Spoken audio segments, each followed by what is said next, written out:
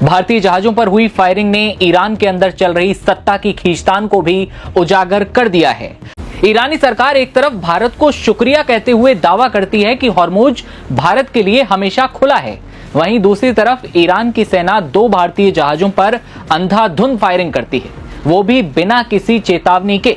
Iran ने target किया है इंडियन शिप्स को, इंडिया ने उनके एम्बेसडर को समन कर लिया है। अमेरिका समझता है कि ईरान जो है वो दोबारा बड़ा क्लेवर बन रहा है। ईरानी कहते हैं कि ट्रंप साहब जो हैं वो बहुत ज्यादा स्टेटमेंट्स देते हैं। आईआरजीसी ने बड़े ही स्पेसिफिक इंस्ट्रक्शंस दिए हैं कि जो इंडियन शिप्स हैं उसको अटैक किया जाए। ईरान इंडियन शिप्स को अटैक करने वाला है, ऐसा क्यों? वो भी ईरान जिसको भारत ने अब तक पूरा सपोर्ट किया। आप सोच के देखिए, ऐसी इंस्ट्रक्शंस दे कौन सकता है? क्या ईरान देगा, या एक टेररिस्ट कंट्री दूसरे कंट्री के टेररिस्ट को बोलेगी कि भारत को अटैक किया जाए? भारत की तरफ से जो शिप्स थी तो उसके ऊपर ईरान ने अटैक किया है, जो कि बहुत अजीब बात है कि ईरान ने ऐसा क्यों किया। आखिर ईरान को ऐसी क्या ख्याल आया कि उनको भारत को या भारत की शिप्स को नहीं जाने देना है? उसके ऊपर भारत की तरफ से या इंडिया की तरफ से प्रोटेस्ट भी किया गया है। ये कि जो इंडिया के ऑयल टैंकर्स हैं उनके ऊपर ईरान के जो पासदारान इनकलाब यानी कि उनके जो रॉयल गार्ड्स हैं उनकी तरफ से फायरिंग की गई है। ऐसा क्यों हुआ है? क्या ये बाकी टैंकर्स पर भी हो रहा है, दूसरे कंट्री के टैंकर्स पर भी ऐसा हो रहा है? क्योंकि स्ट्रेट ऑफ हॉर्मुज पहले खुली। कौन सा कंट्री है जो ऐसा काम कर सकता है? वो है पाकिस्तान, दुनिया का सबसे बड़ा टेररिस्ट कंट्री। और वो आईआरजीसी जो इस्लामिक राक्षस हैं उनको बोलता है कि भारत की शिप्स को अटैक किया जाए, and it worked. Indian ships को अटैक किया गया ईरान की गवर्नमेंट की तरफ से नहीं, आईआरजीसी की तरफ से। दोस्तों ईरानी रेवोल्यूशनरी गार्ड्स की गलतियां अब शायद ईरान के लोकल लोगों, ईरान के पॉलिटिकल रेजिम को पे करना पड़े। भारत उन देशों में से था और कुछ देशों में से था जो ईरान को यूएन से लेके ग्राउंड लेवल पे मदद करता था। भारत की सिंपैथी ईरान के साथ थी, बशर्ते इजराइल हमें हमेशा साथ देता है। और इजराइल और ईरान में यही अंतर है यार, ईरान भारत को धोखा दे सकता है। ईरान भारत की शिप्स को फ्लैग लगे होने के बाद भी अटैक कर सकता है, जबकि इजराइल ये नहीं कर सकता।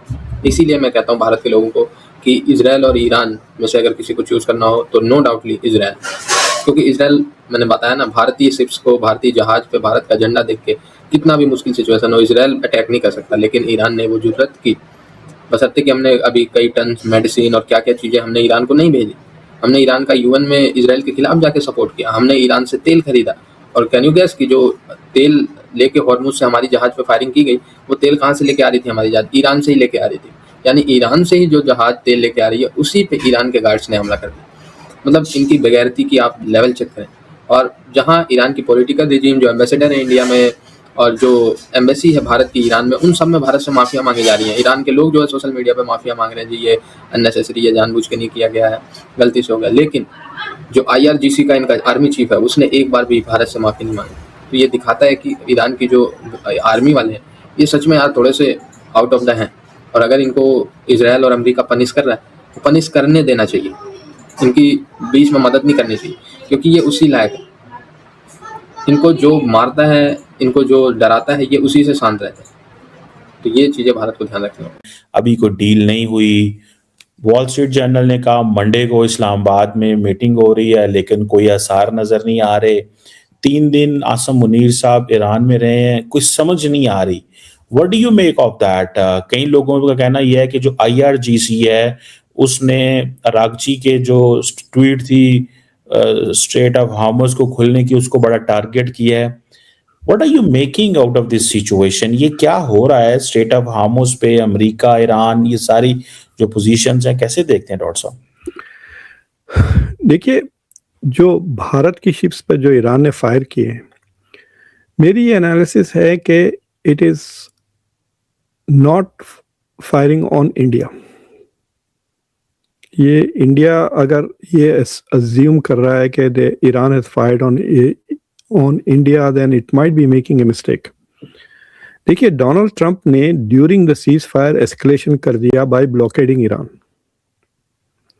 तो आपका वीडियो ब्लॉक हो गया है खमर साहब, I don't know whether this is, हाँ ठीक है। तो नहीं, तो anyway so what has happened कि डोनाल्ड ट्रंप ने ये जो ब्लॉकेड किया है ईरान के हार्बर्स को वगैरह, it is an escalation during the cease fire. हालांकि ईरान ने कहा था कि मैं सीज फायर के ख़त्म होने तक स्ट्रेट ऑफ हॉर्मुज को ओपन रखूंगा।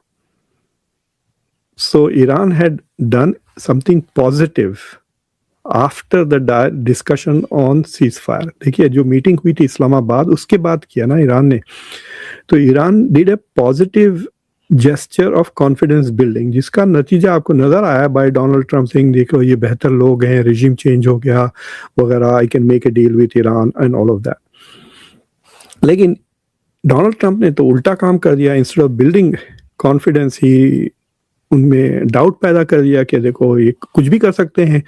यानी डील बने बाद भी, जैसा इजराइल हर बार सीज फायर के बाद भी फायरिंग करता है, अभी भी लेबनान में डोनाल्ड ट्रंप के कहने के बाद सीज फायर होगी, उसके 1 घंटे के बाद फिर इजराइल ने हमला कर दिया लेबनान के ऊपर। सो everybody there are thinking कि can we trust America, can we trust America, will they uphold the conditions of ceasefire। तो डोनाल्ड ट्रंप ने जब ये एस्केलेशन किया तो उसकी जवाबी कार्रवाई में ईरान ने कहा कि हम फिर दोबारा स्ट्रेट ऑफ हॉर्मुज को बंद करते हैं बिकॉज आपने हमको ब्लॉकेड किया। जो पीस टॉक्स हैं दोबारा से टूट गई हैं, स्ट्रेट ऑफ हॉर्मुज दोबारा से बंद हो गया है।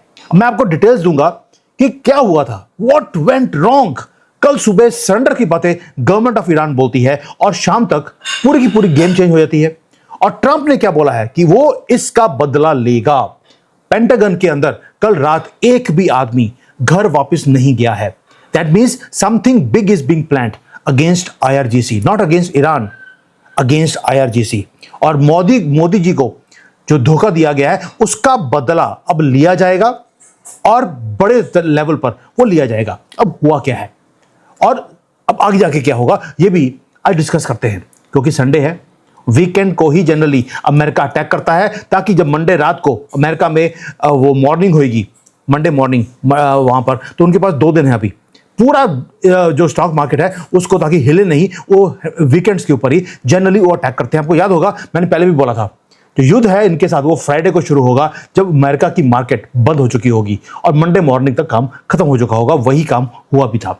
अब जो ट्रैप है वो पहले ईरान के IRGC ने सेट किया, बेट को लिया गया और जो ओशन है उसको वॉर जोन में दोबारा से कन्वर्ट कर दिया गया है। अब इमेजिन कीजिए कि भारत की जो शिप है उसका कैप्टन वो एक सुपर टैंकर को तेल से भरा हुआ वो लेके जा रहा है, वो नेविगेट कर रहा है through most dangerous water on earth, straight of Hormuz में से, और उसे एक ऑफिशियल क्लियरेंस दी गई थी ईरान की गवर्नमेंट की तरफ से, ग्रीन लाइट थी कि आप निकल जाओ। लेकिन और यह भी बोला गया कि जो शिपिंग लेन्स हैं वो सारे खुल चुके हैं, सभी की शिप जा रही हैं, आप भी जा सकते हैं, पीस डील सिक्योर हो चुकी है, ईरान की गवर्नमेंट सरेंडर करने के लिए तैयार है। ये सारी इंस्ट्रक्शंस दी गई और जैसे ही आपके पास अप्रूवल आता है, आपका नाम लिस्ट के अंदर है, आप निकलने लगते हैं वहां से, तभी मिसाइल्स आपकी तरफ आनी शुरू होती हैं। यह कुछ हुआ है कल हमारी शिप के साथ।